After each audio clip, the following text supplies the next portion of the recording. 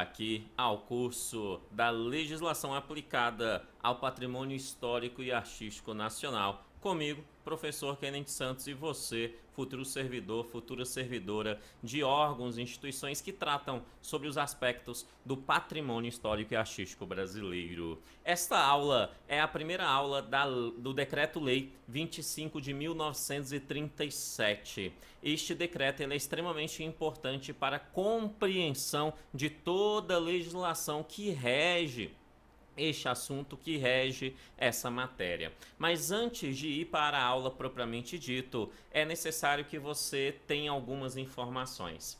A primeira informação que eu quero te dar é: aqui abaixo do vídeo, aqui na descrição do vídeo, abaixo aqui do vídeo no YouTube, você terá três links extremamente importantes. O primeiro link é o link do material de apoio para essa aula, um material que tem teoria e exercício, um material igual esse aqui, ó, tá? Então você tem aí um material de apoio em PDF para você baixar, para que você consiga fazer as suas devidas anotações e ainda ali responder os exercícios comigo aqui nesse vídeo ainda, tá? No link 2, você percebe que aí tem 3 links. No link 2 é o link da playlist, isso, a playlist que tem todo o material gratuito sobre aspectos como legislação do patrimônio histórico, regras internacionais que tratam sobre questões de patrimônio histórico e artístico, que trata sobre a história, né, da proteção do patrimônio histórico e artístico brasileiro, né? Então você tem uma playlist que vai ter todo esse assunto que está sendo gravada, né, aqui comigo, e eu vou estar colocando vários cursos gratuitos, várias videoaulas gratuitas nessa playlist. A playlist está aí no link 2, né? E a cada vídeo gratuito que tiver, você vai ouvir esses avisos, e além de ouvir esses avisos, você terá o material em PDF de apoio também na descrição. Então preste bastante atenção com isso. E o terceiro link e último link que se encontra aí é o link que trata sobre o curso completo voltado aí para o patrimônio histórico e artístico nacional. Este curso ele é todo voltado para concurso público, né, aonde que o meu foco é fazer com que você acerte todas as questões da sua prova em relação a este assunto. Este link vai te direcionar para uma outra página onde você terá ali informações sobre como adquirir o curso completo, quais são as regras, como é que está sendo o processo de gravação. Tudo estará nesse site aí, te informando todo o processo de gravação e valores em relação ao curso completo. Mas, sem mais delongas, vamos iniciar os nossos trabalhos. Então, dá uma pausa aí, baixa o material em PDF, imprima ele se possível e volte aqui. Voltou? Então, vamos iniciar os nossos trabalhos. Essa primeira aula é do Decreto-Lei 25 de 1937, né? 1937. Esse decreto-lei, o seu trabalho foi organizar todo o processo de proteção do patrimônio histórico e artístico nacional. Então é um decreto inicial para a organização do que hoje nós temos como um patrimônio histórico e artístico brasileiro. Tá? Esse decreto, o seu primeiro trabalho, a sua primeira coisa, a sua primeira função é exatamente dizer, nos informar ali, afinal, o que é esse tal patrimônio histórico e artístico nacional. O que é isso? Esse decreto vem nos dar essa resposta. Então ele vem dizer o seguinte, que para ser um patrimônio histórico e artístico nacional, é necessário ter algumas condições. A primeira condição é: este bem, tanto móvel quanto imóvel, tanto faz. Pode ser bens móveis ou bens imóveis. Esse bem, móvel ou imóvel, ele precisa ter um interesse público para sua preservação. Então, a primeira coisa que há necessidade é interesse público para a preservação. Se não tiver interesse público para a preservação, não poderá fazer parte do patrimônio histórico e artístico. Então, a primeira coisa é interesse público para preservação. Mas esse interesse público para a preservação deve estar em algumas demandas, né? A primeira demanda, na verdade, o decreto vai nos dizer, no primeiro momento, tem 5 demandas, digamos assim, em 5 formas para poder fazer parte do patrimônio histórico e artístico. A primeira demanda, o primeiro ponto é que aquele bem, tanto móvel quanto imóvel, aquele bem ele tem algum vínculo com um fato relevante da história brasileira, um fato memorável da história brasileira. Então, se tiver vínculo com um fato memorável com a história brasileira, poderá, não é que vai, mas poderá fazer parte do seu patrimônio nacional, histórico e artístico brasileiro. Perfeito? Então, vínculo com algum fato memorável da nossa história. 2, deve ter um excepcional valor arqueológico, né? Então, se tiver um excepcional valor arqueológico, arqueologia, né? Um excepcional valor arqueológico também poderá fazer parte do nosso patrimônio. Então, perceba que pode ser mediante um fato memorável da história ou um excepcional valor arqueológico. Não é necessário que seja os dois ao mesmo tempo. É um ou outro. Na verdade, são 5 hipóteses, né? Pode ser qualquer uma dessas 5 hipóteses. Primeira hipótese, fato histórico, vínculo com fato histórico. Segunda hipótese, excepcional valor arqueológico. Terceira hipótese, excepcional valor etnográfico, com questões étnicas, culturais, que nós temos em nosso país. Se tiver um excepcional valor etnográfico e for de interesse público a sua preservação, poderá, não necessariamente vai, mas poderá entrar dentre o rol do patrimônio histórico e artístico nacional. Esse é o terceiro, né? É o seu aspecto etnográfico. Além do aspecto etnográfico, nós também temos dentro dessa demanda o aspecto bibliográfico, né? Se você tiver um excepcional valor bibliográfico em relação a um bem, um determinado bem, esse valor bibliográfico, esse bem, poderá ser também acrescentado ao patrimônio histórico e artístico nacional, né? E por fim, mas não menos importante, obviamente, o valor artístico. Afinal, nós estamos falando do patrimônio histórico e artístico. Então, aquele que tiver, aquele bem, tanto móvel quanto imóvel, que tiver um excepcional valor artístico e seja de interesse público para fins de sua preservação, este bem também poderá fazer parte ali dentro do rol do patrimônio histórico e artístico nacional. Simples assim. Então nós temos essas 5 demandas extremamente importantes para fins de fazer parte do patrimônio. Vem aí comigo e vamos ver na tela o que o professor está dizendo. Então, olha como eu organizei aí e olha no seu material também. Olha o que diz aí. Constitui patrimônio histórico e artístico nacional, né? O que é esse patrimônio histórico e artístico nacional? Olha bem, é o conjunto de bens móveis e imóveis. É o conjunto de bens móveis e imóveis existentes no país. É óbvio que tem que estar no Brasil, né? Tem que estar existente no país. E cuja conservação, preste atenção nisso, ó, e cuja conservação seja por interesse público. Então, para fazer parte do patrimônio, para poder o Estado utilizar ferramentas para preservar, há necessidade de aquele bem ter um interesse público,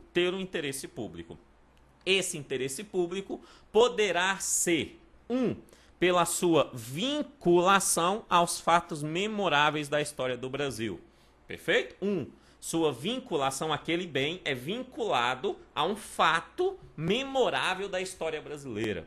Né? Se for de interesse público essa preservação, aquele bem poderá fazer parte do patrimônio histórico e artístico nacional. Poderá, não necessariamente vai, mas poderá fazer parte. Poderá fazer parte. 2. Seu excepcional valor arqueológico. Se é um bem que tem um excepcional valor arqueológico, né, e for de interesse público, aí em preservar também. 3. Excepcional valor etnográfico. Né, um bem étnico, tanto móvel quanto imóvel, também poderá fazer parte desse patrimônio se tiver interesse público de conservação.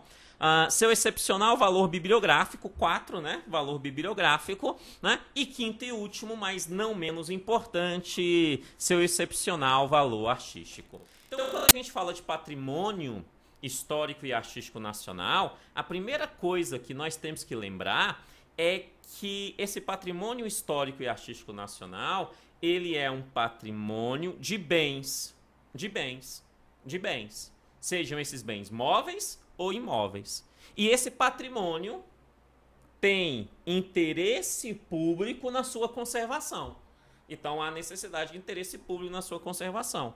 Em regra, esse patrimônio poderá ter ali de 5 grandes áreas. A primeira área, vínculo com fato histórico.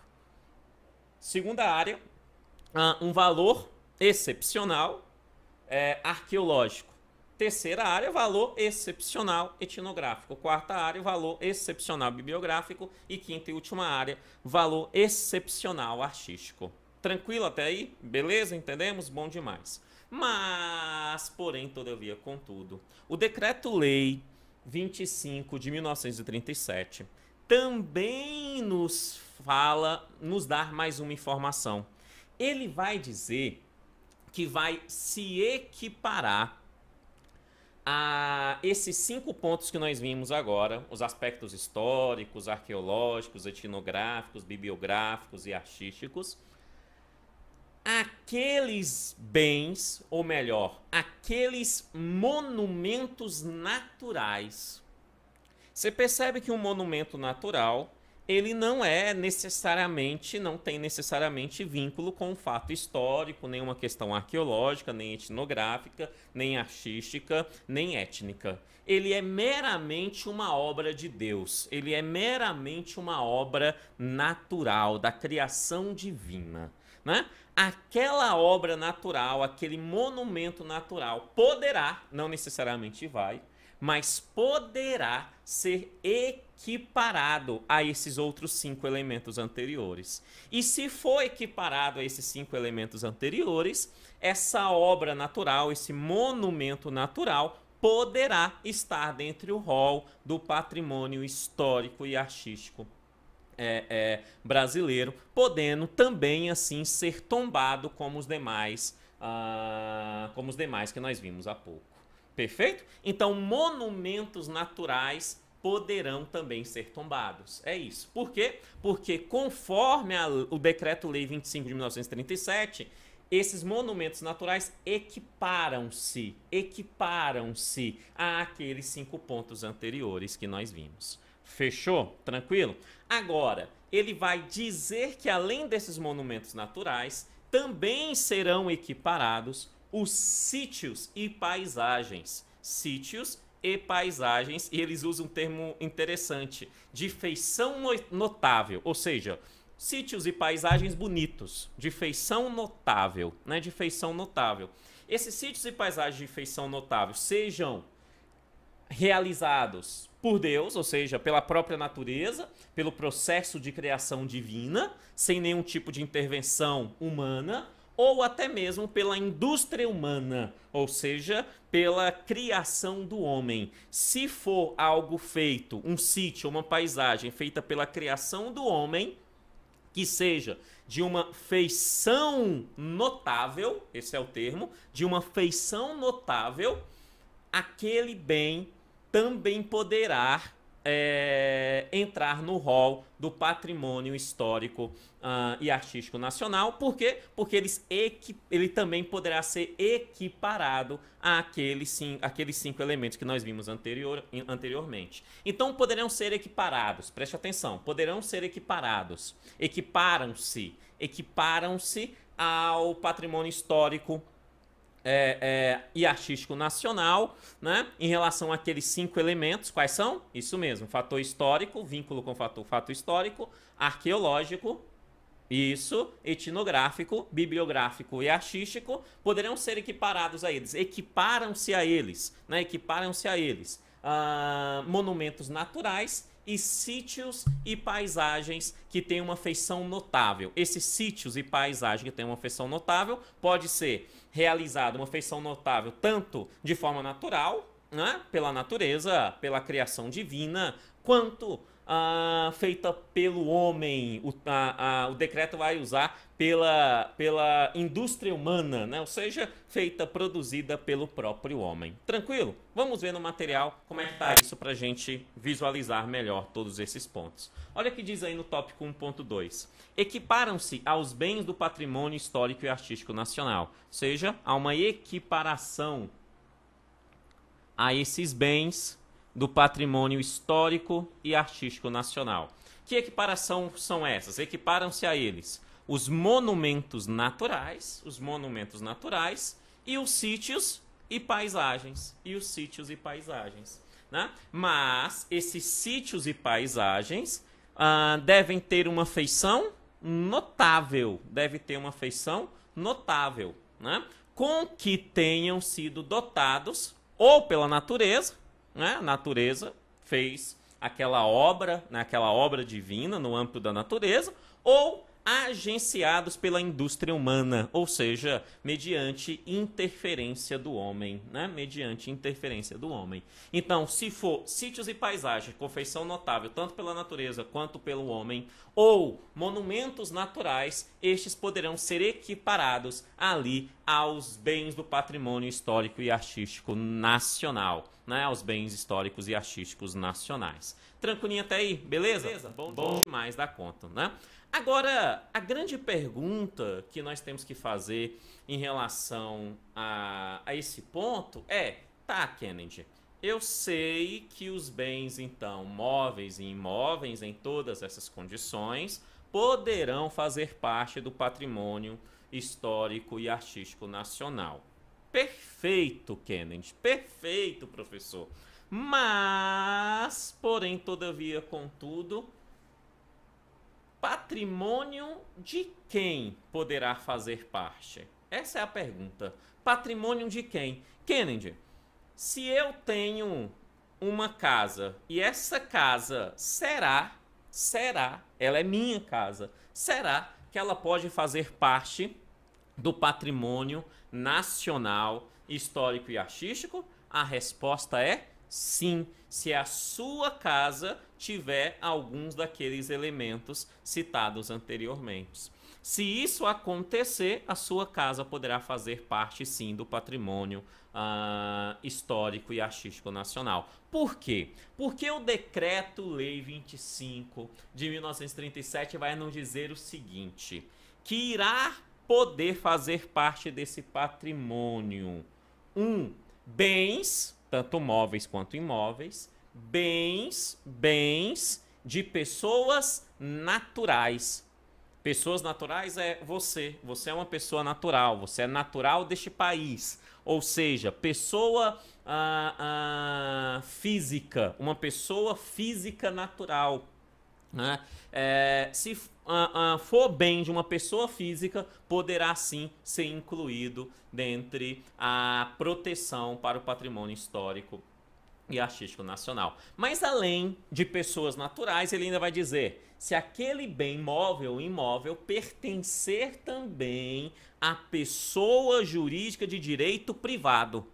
Se pertencer à pessoa jurídica de direito privado, empresas privadas no campo de forma geral, né? Algumas empresas, as empresas públicas também estão ali regidas, a sociedade de economia mista também, estão ali regidas pelo direito privado, né? São empresas, pessoas jurídicas de direito privado e empresas privadas, de forma geral, fazem parte dentro desse rol. Essas pessoas jurídicas, se tiver um bem que se vincule a todos aqueles pontos citados anteriormente, poderá ter aquele bem incluído dentro o patrimônio nacional, histórico e artístico.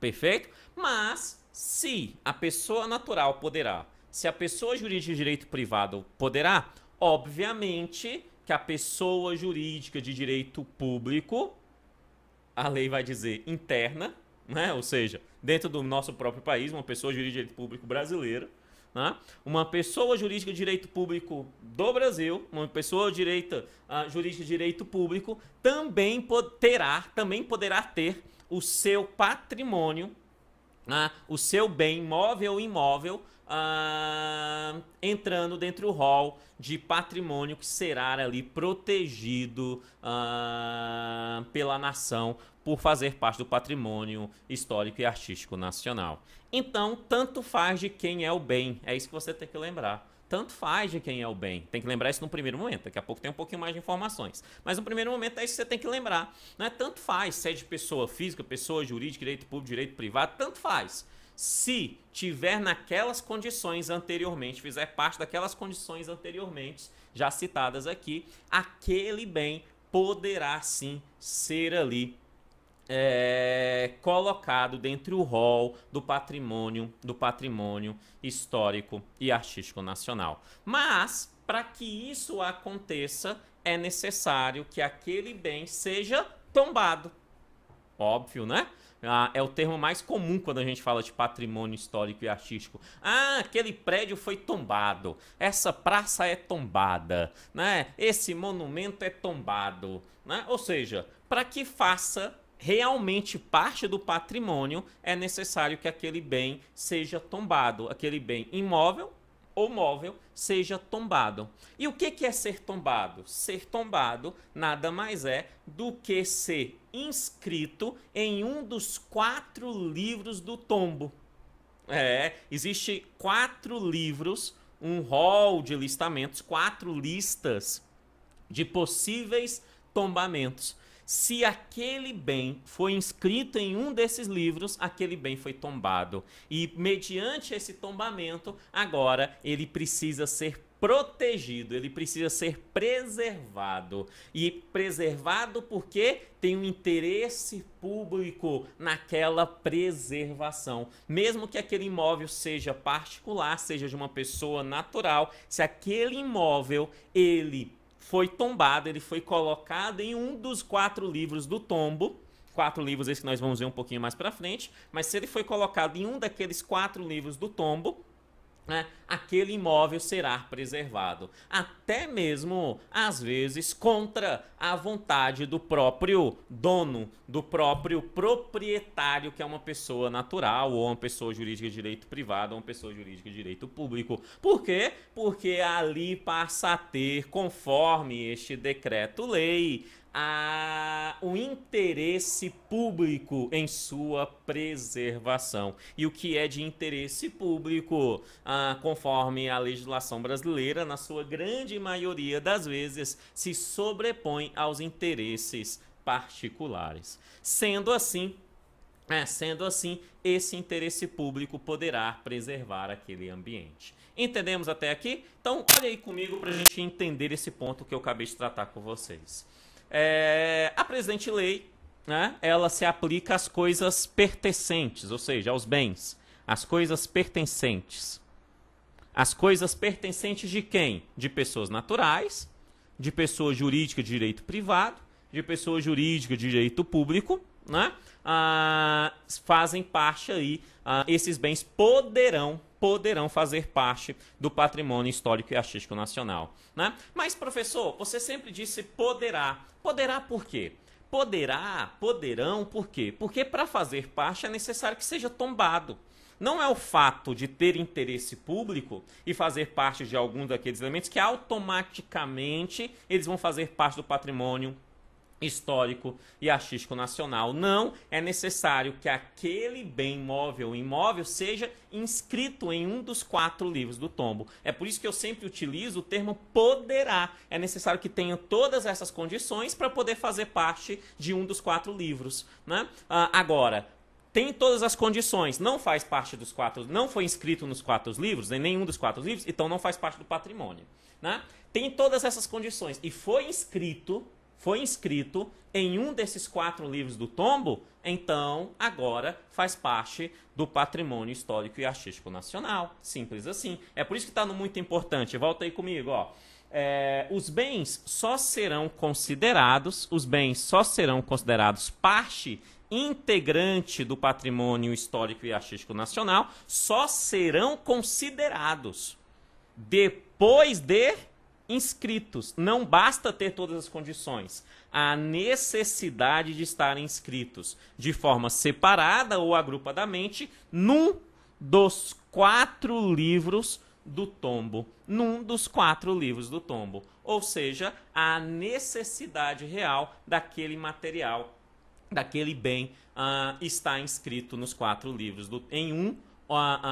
pelo menos em um dos 4 livros do tombo. E para isso acontecer, é necessário que tenha todas aquelas condições anteriormente citadas. Tranquilinho até aqui? Beleza? Bom demais da conta, né? Mas ainda existe um detalhe extremamente importante. O decreto-lei, ele também vai estabelecer alguns bens que serão excluídos da possibilidade de fazer parte do patrimônio. Traduzindo, se esses bens têm aquelas condições que nós vimos anteriormente.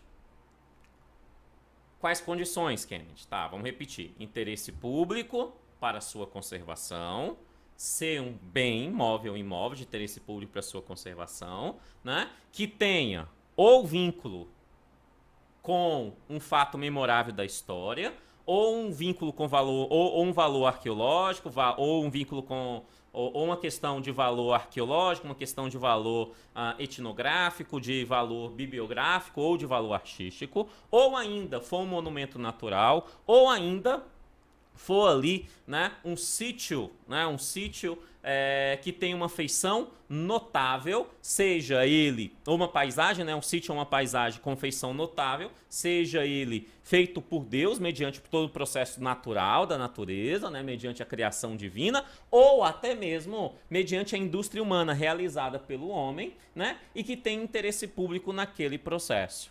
E tendo qualquer um desses elementos, eles poderão ser ali acrescidos, inscritos num dos 4 livros do tombo, né? Fazendo isso, eles serão tombados. Agora, perceba que existe algumas exclusões. Como assim, Kennedy? Se tiver um bem que se encontra em todas aquelas condições, mesmo que o Estado brasileiro queira inscrevê-lo no livro do tombo, o Estado brasileiro não poderá. Por quê? Porque esses bens estão excluídos. E quem exclui é a própria lei o próprio decreto-lei 25 de 1937. E que bens são esses? Em regra, são alguns bens de origem estrangeira. Preste atenção.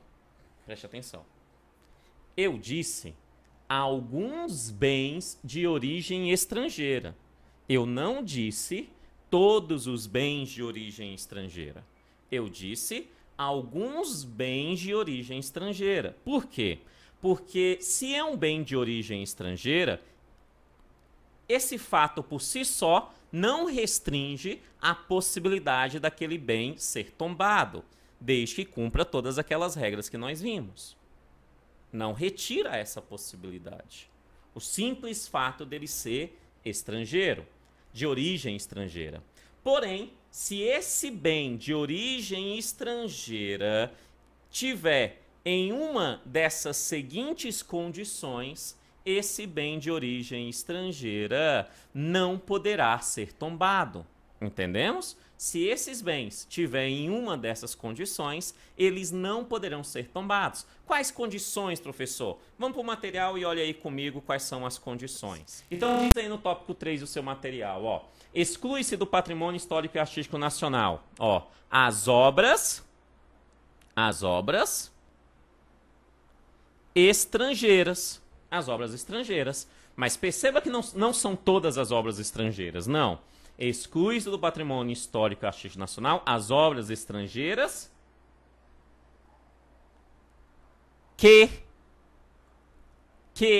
ou seja, vem agora um rol de condições para que essas obras sejam excluídas do patrimônio histórico e artístico nacional, não podendo ser tombadas, não podendo ser ali registradas em um dos livros do tombo. Perfeito? Tranquilo? Então, o que exclui elas? Se essas obras pertencerem a representações diplomáticas ou consulares. Obviamente, né? Obviamente, porque se pertence a um consulado, né? a uma representação diplomática, é propriedade daquele país, né? Que é aquela representação diplomática está aqui no Brasil representando. Simples assim, né? Então, se é daquele consulado, o Brasil não vai intervir, é bem daquele consulado, não vai fazer parte do nosso patrimônio, nem que o Brasil queira. Nem que siga todas aquelas condições que nós falamos, né? E o Brasil queira uma proteção de interesse público, né? Seja uma proteção de interesse público, ali a preservação de interesse público, o Brasil quer, mas se aquele bem é patrimônio de uma representação diplomática ou de um consulado no Brasil, o Brasil não poderá tombar. Tá? Porque aquele não é um patrimônio brasileiro, é um patrimônio daquele país que aqui está sendo representado. Simples assim. Perfeito? Além desse, os dois outros pontos, que falam basicamente a mesma coisa, né? Ele fala assim, também estarão excluídos, estamos falando dos excluídos, aqueles bens que adornem quaisquer veículos pertencentes a empresas estrangeiras que façam carreira no país. E depois, também serão excluídos aqueles que sejam importados por empresa estrangeira expressamente para adorno dos respectivos estabelecimentos. Ou seja, bens de empresas estrangeiras que servem para adorno dos seus respectivos estabelecimentos aqui no Brasil. Né? Se servem de adorno para o seu respectivo estabelecimento aqui no Brasil, né? Aquele bem é daquela empresa estrangeira, né? E tem um estabelecimento no Brasil, só fica aqui, mas é daquele bem, daquela empresa estrangeira. Ou seja, aquele bem não é do Brasil, apesar de estar no Brasil. Né? Mesmo que tenha todas aquelas condições anteriores, não poderão ser tombadas, porque fere esse ponto aqui. Entendemos isso? Beleza? Bom demais. Além desse, nós vamos ter ainda, né, mais dois casos. Mais três casos, ou melhor, mais três casos. Olha aí comigo no material. Mais três casos. O primeiro caso, aquele que pertença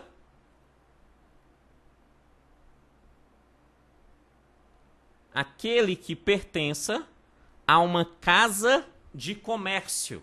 É uma casa de comércio de objetos históricos ou artísticos. Ou seja, se é de uma casa de comércio, né, aquele bem está em processo de negociação. Então, obviamente, não poderá ser tombado. Não poderá ser tombado enquanto estiver pertencendo à casa de comércio. Perfeito? Ou aquele bem, no outro pontinho aí, ó, aquele bem tenha sido trazido ao Brasil apenas para exposição, seja essa exposição comemorativa, educativa ou comercial. Se aquele bem foi trazido ao Brasil para uma exposição, mesmo que tenha todas aquelas condições anteriores, não poderão ser acrescentados aos livros do tombo, não poderão ser assim tombados, não poderão ser assim tombados. Tranquilo? De boa? Bom demais, bom demais. Né? Então, pertençam à casa de comércio ou que sejam trazidos para exposição. Esses dois pontos que excluem o processo de tombamento, porque aqui há o vínculo de exclusão do tombamento, né? O Decreto-Lei 25 ainda vai dizer que dentro desses dois pontos específicos, estas instituições irão receber um guia de licença para livre trânsito. Perceba aqui, ó, no material, na tela e no material que você está em mãos, que o primeiro pontinho tem uma setinha, né? E nessa setinha diz aí, para os bens respectivos da casa de comércio, estes terão um guia de licença para livre trânsito. Para livre trânsito. Afinal, eles estão em processo de comercialização. Então, eles irão fazer parte aí de um livre trânsito para este fim, tá? E também, no segundo pontinho aqui abaixo, quando ele diz assim, ó, sejam trazidas para exposição, comemorativas, educativas ou comerciais, também não poderão fazer parte do tombamento, também estão excluídas, né? Mas perceba que também tem uma setinha que eu coloquei aí para você, que afirma categoricamente que estes bens trazidos para exposição também terão uma guia de licença para livre trânsito, né? Todos eles fornecidos ali pelo Serviço de Patrimônio Histórico e Artístico Nacional, né? Então, estes dois bens propriamente dito, vamos lá, de bens de casa de comércio e bens trazidos para exposição, tem guia, terá o guia de licença para livre transição no país, mas além disso, eles nunca, jamais, em hipótese alguma, poderão fazer parte do patrimônio histórico e artístico nacional enquanto estiverem na mão destas instituições. Tranquilo isso? Entendemos? Entendemos? Beleza. E por fim, mas não menos importante, nós temos mais uma condição que também será excluído, é o último pontinho aí do seu material, que será excluído as obras de origem estrangeira que se inclua entre os bens referidos, é o que diz lá, ó, até ler com vocês aqui, se inclua entre os bens referidos no artigo 10 da introdução do Código Civil. Essa introdução ao Código Civil, ela teve até alteração razoavelmente recente, mas essa introdução, na verdade, é o Decreto-Lei 4.657 de 1942, né?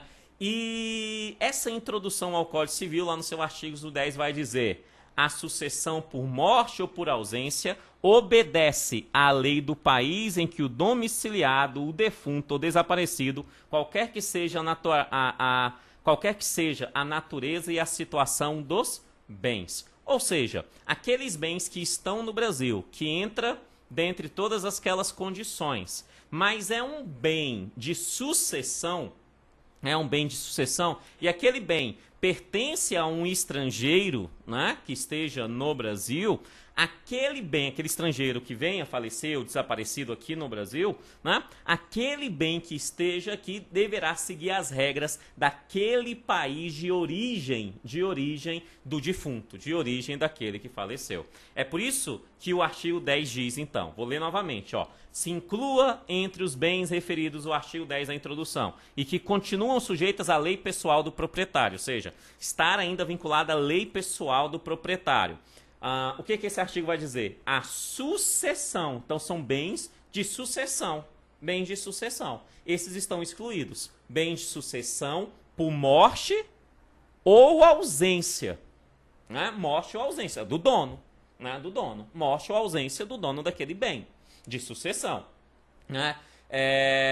Obedece à lei em que domiciliado o defunto ou desaparecido. Ou seja, obedece à lei do país que aquele estrangeiro estiver domiciliado. Simples assim. Se aquele estrangeiro estiver domiciliado no Brasil, aí entra a lei brasileira. Se aquele estrangeiro estiver domiciliado em um outro país, ele só está no Brasil naquele momento, né, e o seu bem se encontra no Brasil porque aqui ele estava, mas ele é domiciliado em um outro país, as regras serão referentes àquele outro país. O Brasil abre mão da possibilidade de tombar esses bens, perfeito? Por quê? Porque o Brasil respeita sim o direito internacional e o direito desses outros países, né? Dessas outras nações ali, com toda a sua soberania. Então ele vai dizer, a legislação daquele país que vai definir. Por quê? Porque o falecido, o defunto ou desaparecido, né, apesar do seu bem estar no Brasil, né, ele não é domiciliado no Brasil, ele é domiciliado em um outro país. Então, aquele país que irá resolver essa demanda, nós no Brasil não vamos poder tombar esse bem. Agora, se esse estrangeiro for domiciliado no Brasil, amados, entra a regra brasileira. Perfeito? Entra a regra brasileira. Porque aqui é claro, olha que ele diz, a sucessão por morte ou ausência obedece à lei do país em que domiciliado o defunto ou desaparecido. óbvio que ele pode estar domiciliado no Brasil. Então, vem a regra brasileira. Agora, se ele é domiciliado em um outro país, aí será vinculado à regra deste outro país. Então, só lembrando esses 4 elementos aí para a gente verificar aqui. O que será excluído, então? Bens móveis ou imóveis. Bens móveis ou imóveis. Vou pegar aqui o vermelhinho. Bens móveis e imóveis de representação diplomática ou consulares. 2, de empresas estrangeiras que adornem, né, os seus estabelecimentos. Vou colocar esses 2 aqui no mesmo ponto, né? Eles falam basicamente a mesma coisa, né? Que adornem o seu estabelecimento. Né? 3, de casas de comércio. De casas de comércio. 3, de casas de comércio. De casas de comércio. 4, trazidas para exposição. Né? Ambas terá o guia de licença para livres de trânsito. Né? Então, casa de comércio e trazer para exposição terá. E terá ali a exclusão da possibilidade de fazer parte do nosso patrimônio histórico e artístico. E no último ponto é a questão que se encontra no artigo 10, no artigo 10 da introdução ao Código Civil, que é a questão de sucessão por morte ou ausência, né, de estrangeiro. Né? Neste caso, irá seguir ali as regras do país, a lei do país em que ele estiver domiciliado. Se ele for domiciliado no Brasil, segue a do Brasil. Se ele estiver domiciliado em um outro país, segue a desse outro país. Tranquilo até aqui? Bom demais da conta, né? É uma legislação muito legal essa do patrimônio. Esse decreto em si, ele é muito legal, ele é muito bacana de ser estudado. Então, sem mais delongas, né? Vamos responder algumas questões sobre esses pontos aqui citados por nós. Então, vamos lá. Questão número 1, exercícios. Questão número 1, fala assim, responde primeiro, depois você volta aqui para corrigir comigo, tá? Mas responde primeiro aí. Questão 1, fala assim, ó. Conforme o Decreto-Lei número 25, de 30 de novembro de 1937, o conjunto dos bens móveis e imóveis que tenham vinculação com os fatos memoráveis da história do Brasil, desde que pertençam a pessoa jurídica de direito público, poderão fazer parte do patrimônio histórico e artístico nacional. O item está? Isso mesmo, o item está? Errado, né, amados? Erradíssimo. Olha o que ele diz. Conforme o decreto papapá, o conjunto dos bens móveis e imóveis que tenham vinculação com os fatos, ó, tenha vinculação com os fatos memoráveis da história do Brasil. Até aqui, ok. Só que olha o que ele diz logo em seguida. Olha o que ele diz logo em seguida. Desde que pertença a pessoa jurídica de direito público. Amados, não há necessidade de pertencer a pessoa jurídica de direito público. Esse desde que pertençam, né, exclui aqueles bens que fazem parte ali do patrimônio de pessoa natural ou de pessoa jurídica de direito privado. Né? Então, esse desde que exclui as outras possibilidades, fazendo assim o item 1 ficar erradíssimo. Questão 1 errada, questão 1 errada. Vamos à questão de número 2. Olha o que ela diz. Conforme o Decreto-Lei número 25, de 30 de novembro de 1937, um bem imóvel que tenha um excepcional valor etnográfico para a história do Brasil, mesmo que seja de propriedade pessoa natural, poderá ser tombado, fazendo assim parte do patrimônio histórico e artístico nacional. O item está? Isso mesmo. O item está certíssimo. O item está certíssimo. Certíssimo, professor. Tá, ó. Então ele fala, um bem imóvel, então ele cita que o bem é imóvel, bem imóvel, que tem um excepcional valor etnográfico, ok, tá na regra, tá entre eles, mesmo que seja de propriedade pessoal. Ou seja, ele está falando assim, ó, mesmo que ele seja de propriedade pessoa natural, mesmo que, não está excluindo os outros, ele só está dizendo que mesmo que seja dele, vai fazer parte. Por quê? Ou é de pessoa natural, ou é de pessoa jurídica de direito privado, ou é pessoa jurídica de direito público. Tanto faz um deles. Então, mesmo que seja de pessoa natural, pessoa civil, né? Pessoa física, natural, vai sim poder ser tombado. E ele diz, poderá ser tombado. Poderá sim. Se tiver todas as regras estabelecidas, poderá ser tombado sim, fazendo assim parte do patrimônio histórico e artístico nacional. Se for tombado, vai fazer parte do patrimônio histórico e artístico nacional. Fazendo assim o item 2 está certíssimo. Vamos à questão de número 3. Olha o que ela diz. Conforme o Decreto-Lei 25, de 30 de novembro de 1937, os monumentos naturais, por não terem participação humana em sua produção, não poderão fazer parte do patrimônio histórico e artístico nacional. Como a velha vaca mimosa dizia.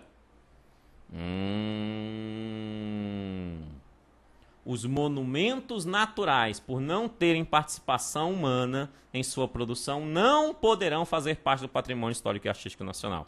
O item está erradíssimo, né, amados? Erradíssimo, porque o decreto é claro, né? Quando ele coloca aqui assim, ó, não terem participação humana, né, não poderão fazer parte do patrimônio histórico e artístico nacional, faz o item ficar errado. Né? Porque, apesar de não ter participação humana no monumento natural, ter sido uma criação divina, né? É a própria natureza se manifestando a nós, né? O decreto número 25 diz que esses monumentos naturais poderão ser equiparados ao patrimônio. E se podem ser equiparados ao patrimônio histórico e artístico nacional, eles também poderão ser tombados. Eles também poderão ser tombados, mesmo que não tenha nenhum tipo de participação humana no seu processo. Fazendo assim o item ficar erradíssimo, né? O item ficar erradíssimo aí. Lembrando que ele ainda vai dizer, dentro desse tópico, podendo ser equiparado também as paisagens e os sítios que têm uma espetacular feição, né? Uma feição bonita, seja imagens bonitas, sejam feitas pela natureza ou pela indústria humana. Essas também poderão ser equiparadas ao patrimônio e, se são equiparadas, poderão vir aí a ser tombadas, desde que siga todas aquelas regras estabelecidas e não esteja em nenhuma exceção, conforme nós vimos as exceções em si. Sendo assim, a questão 3 está erradíssima, erradíssima. Vamos à próxima questão. Ela diz assim: conforme o Decreto-Lei número 25 de 30 de novembro de 1937, os sítios e paisagens que importe conservar e proteger pela feição notável com que tenham sido dotadas pela natureza ou agenciados pela indústria humana equiparam-se aos bens do patrimônio histórico e artístico nacional, podendo assim ser inscritos num dos 4 livros do tombo. O item está certíssimo, né? Certíssimo, perfeito. Ele fala lá assim dos sítios, dos sítios e paisagens, que para importe conservar pela feição notável, diz lá, que tenha sido dotados tanto pela natureza ou pelo agenciamento da indústria humana. Tranquilo, né? Eles serão equiparados, podem ser equiparados, e assim, se forem equiparados, poderão sim ser inscritos num dos 4 livros do tombo, fazendo assim o item 4 está certo, certíssimo, certíssimo. Vamos agora à questão de número 5, olha o que ela diz aí. Conforme o Decreto-Lei número 25 de 30 de novembro de 1937, um bem móvel cuja conservação seja de interesse público por ter um excepcional valor artístico que pertença à representação diplomática acreditada no país, poderá fazer parte do patrimônio histórico e artístico nacional, fazendo assim o item ficar erradíssimo, né, amados? O item está errado. Está errado porque ele deixa claro que esse bem, apesar de ser de interesse público, está dizendo que ela é de interesse público, e ele tem um excepcional valor artístico, ou seja, 2 condições para ele ser tombado, para ele fazer parte do patrimônio histórico e artístico nacional. Apesar disso, ele pertence a uma representação diplomática. Se pertence a uma representação diplomática, entra na exceção, não podendo fazer parte assim do patrimônio histórico e artístico. É um bem, né, estrangeiro, é um bem de origem estrangeira que que pertence a uma representação diplomática. E essa é uma exceção, está dentro do rol das exceções, ele não pode fazer parte do patrimônio histórico e artístico nacional, fazendo assim o item 5 ficar erradíssimo. Vamos à questão de número 6. Olha o que ela diz. Conforme o Decreto-Lei número 25, de 30 de novembro de 1937, excluem-se do patrimônio histórico e artístico nacional todas as obras de origem estrangeira existentes no Brasil. É óbvio que o item está errado, né, amados? Erradíssimo. Porque quando ele fala aqui, ó, excluem-se do patrimônio histórico e artístico todas as obras de origem estrangeira, o item está errado.